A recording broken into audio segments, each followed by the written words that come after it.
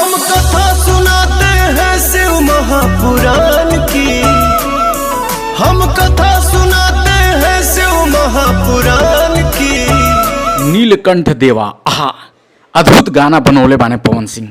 भक्ति में इस समय पवन सिंह गर्दा मचा दिले बाने, एक के बाद एक भक्ति सॉन्ग और सब सुपरहिट। लेकिन ये तो भैया बहन ट्रेलर बा, असली पिक्चर तो बहन बाकी बा दोस्त। सबसे बड़ गाना तो अब आवे जा रहल बा। जी हाँ, बिल्कुल सही सुनले बानी, इतना बड़ धमाका हुई कि पूरा भोजपुरी इंडस्ट्री हिल जाई। ये गाना सारेगामापा भोजपुरी से आ रहल बा, जेकरी साथे अबे 5 ठो फिल्म करे के पवन सिंह के ऐलान भइल है। इमोशन पिक्चर आप एक बार देख ली, फिर आपको बताओ तनी कि गाना के काहे कहल जाता कि भोजपुरी में भक्ति के सबसे बड़ गाना हुई। तो देखनी कितना भयंकर गाना लेके आ रहल बाने पवन सिंह। अरे बाप रे बाप, बवाल कट जाई ये गाना से। भक्ति में इतना बड़ गाना पहले कबो नहीं खे बनल।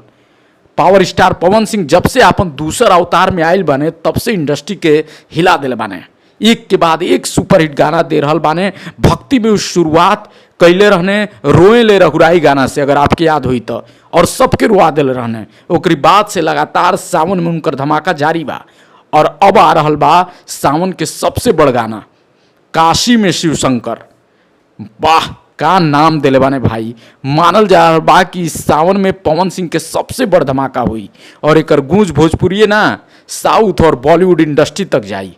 अब इन सावन में पवन सिंह के कई ठो गाना आवे वाला बा भैया। पवन सिंह से जुड़ल हर अपडेट खातिर भोजपुरी वाला भैया चैनल के सब्सक्राइब कर ली।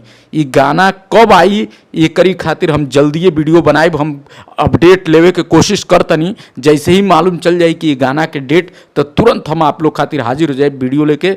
फिलहाल आप लोग भोजपुरी वाला भैया चैनल पे और वीडियो देखी, और पवन सिंह से जुड़ल भोजपुरी इंडस्ट्री से जुड़ल कहानी खातिर चैनल के सब्सक्राइब करी, अपन प्यार दी। गोड़ छू के प्रणाम।